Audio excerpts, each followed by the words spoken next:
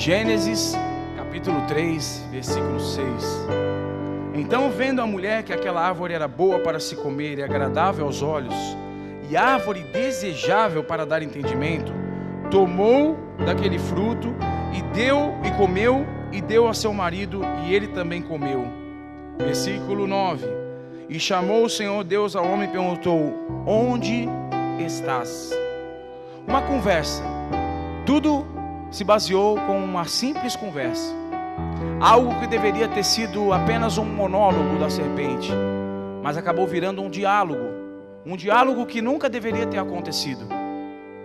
A primeira coisa que eu quero dizer para você é que quando Deus revelar segredos através de um profeta, de alguém para a tua vida, ou dele mesmo para você, nós temos que tomar cuidado com quem nós compartilhamos, porque nós não sabemos se aquela pessoa que está às vezes do nosso lado quer nos ver bem ou não. Lembra de Sansão? Dalila não queria o bem de Sansão, e ele compartilhou o segredo da sua força com uma pessoa que não deveria ter compartilhado. A mesma coisa que Eva não deveria ter compartilhado o segredo de Deus para os dois com aquela serpente. E algumas coisas me chamam a atenção nessa história. A primeira delas é que como Eva não percebeu que um animal estava falando com ela. Ou talvez nós vamos achar que todos os animais do Éden falavam, não. Mas talvez uma carência emocional, ou talvez até afetiva, de Adão em relação a Eva, de falta de relacionamento dos dois, fez com que ela ficasse vulnerável talvez, e desse ouvidos a uma serpente. A serpente joga o verde. Ela diz: é verdade que Deus falou que vocês não podem comer das árvores do jardim? Aí Eva fala assim: opa, peraí, não é bem assim. O Senhor falou que a gente pode comer de todas, menos da que está lá no centro do jardim. E uma coisa me chama a atenção é que essa conversa, ela acontece com as duas andando.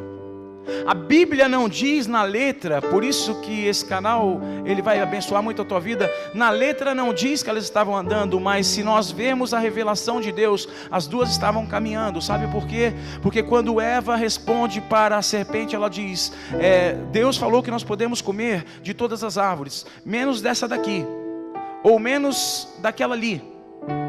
Não, ela falou menos da árvore que está no meio do jardim. Ou seja, nesse ponto da conversa elas estavam ainda longe da árvore.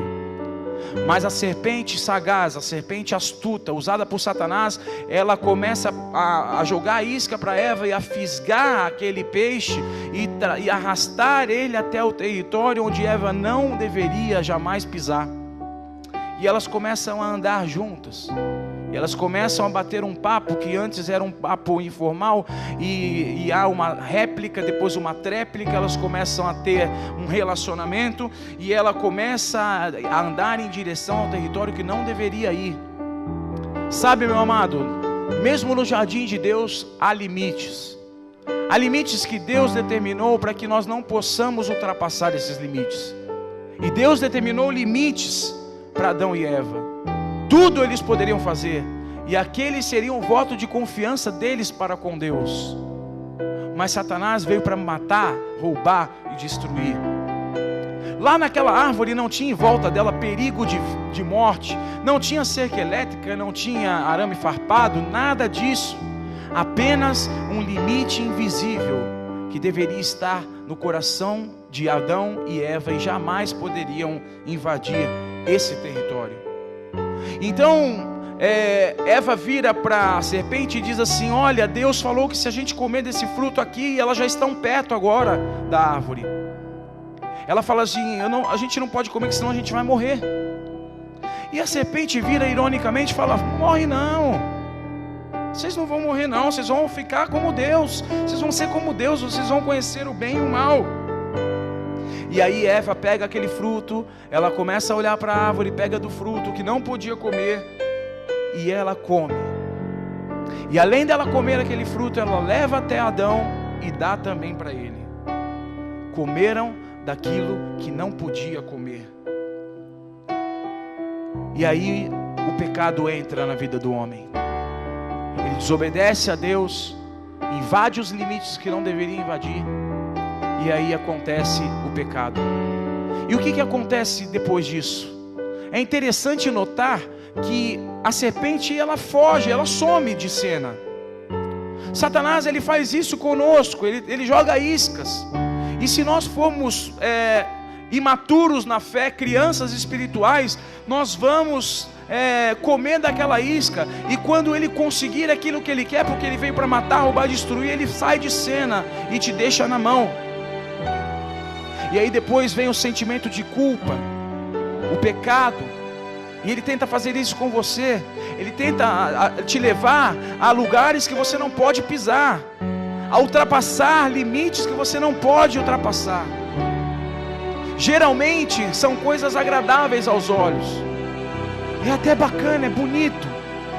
Mas a palavra de Deus diz que a vontade do Senhor para a nossa vida é boa, perfeita e agradável. Satanás pode ter até a vontade boa e agradável, mas nunca a perfeita. É agradável aos olhos o que ele nos propõe às vezes.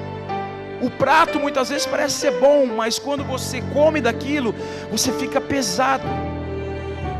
E eu fico imaginando a serpente, se ela pudesse falar alguma coisa depois disso. Tá pesado agora, né? Foi gostoso quando você comeu, não foi? Tava bom o fruto, né?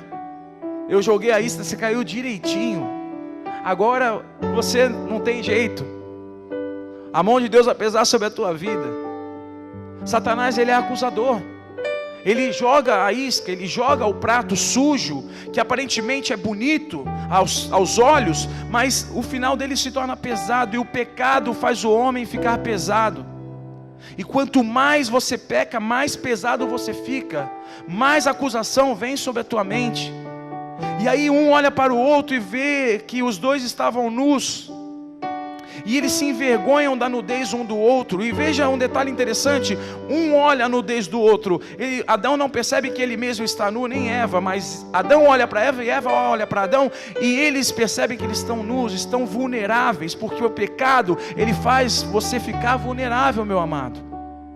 As armadilhas de Satanás nunca serão para teu benefício, mas para a tua morte. E aí eles ficam desesperados, e eles falam assim: meu Deus, e agora? Nós vamos morrer, porque o Senhor falou que nós vamos morrer se nós comêssemos do fruto. O que nós vamos fazer? E aí eles olham para um lado, olham para o outro, eles ficam envergonhados da sua nudez. E aqui cabe uma revelação de Deus. Por que eles não se envergonharam da sua nudez antes? Porque a glória do Senhor, a glória de Deus cobria os dois.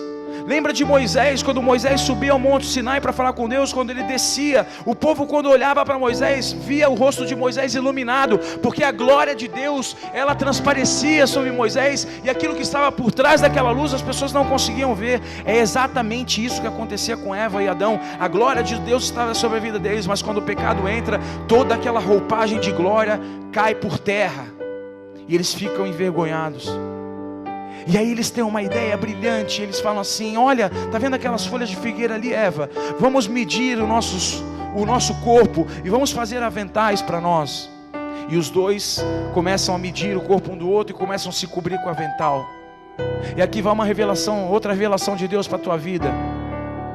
Nada que é paliativo é bom.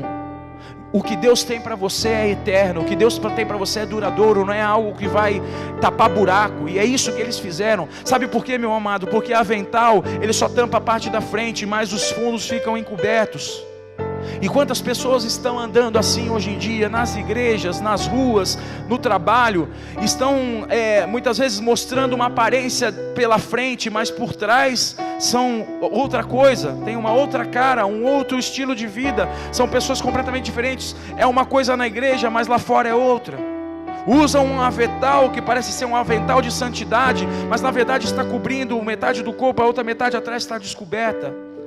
Deus é aquele que vê as nossas vidas por trás e por diante. Ele nos conhece por inteiro. E glória a Deus, porque Ele sempre terá um escape para a tua vida. Sabe, a serpente conseguiu fazer com que Adão e Eva pecassem, mas mesmo assim não conseguiu tirar a vida deles.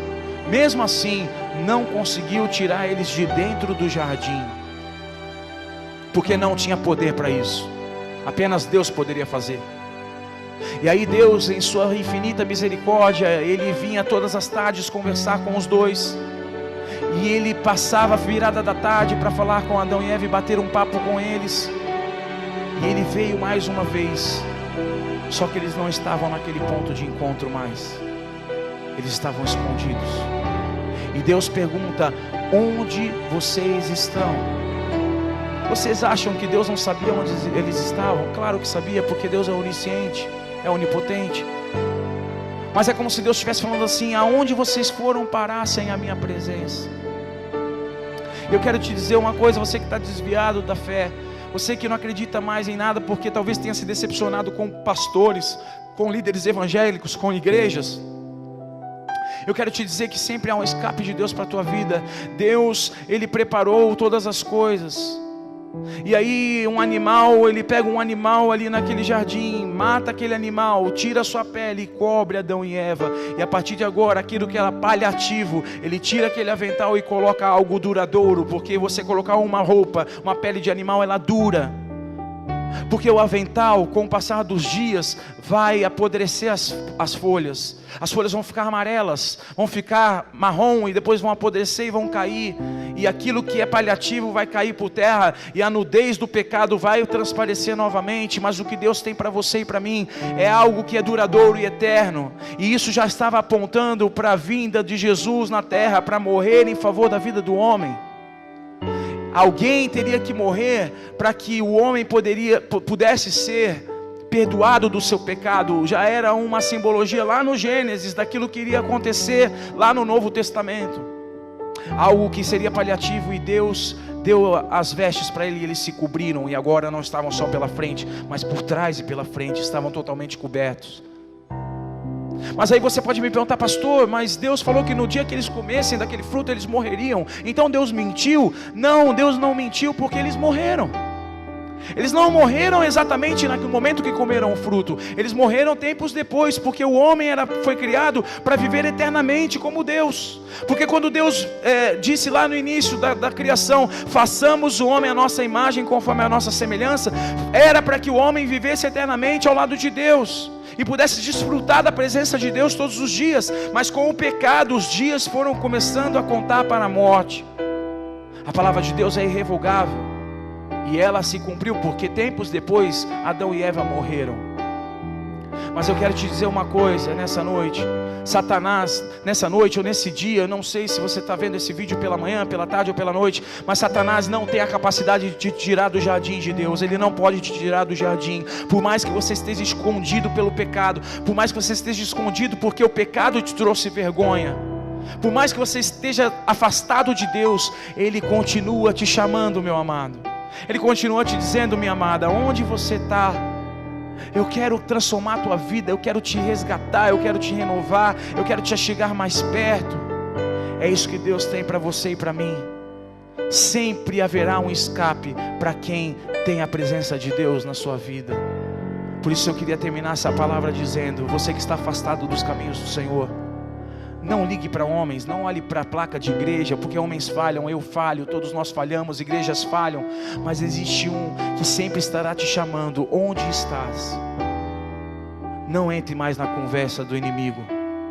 Volte-se para Deus e Ele te dará o escape, alívio, refrigério, paz e toda sorte de bênçãos para a tua vida.